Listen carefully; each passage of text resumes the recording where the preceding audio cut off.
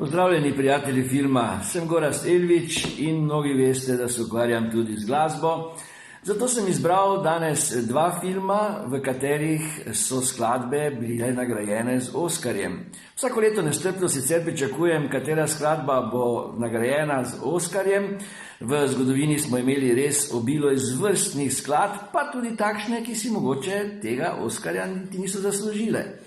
No, ta dva filma, ki sem jo izbral, prvi je iz leta 1975 Nashville, v katerem boste spoznali country glasbo. Naslovna skladba je I'm Easy, ki jo izvaja Keith Carradine, drugi pa je iz leta 1976 A Star is Born. Naslovna skladba je Evergreen, ki jo izvaja Barbara Streisand, v njej blestita Barbara Streisand in Kris Kristofferson.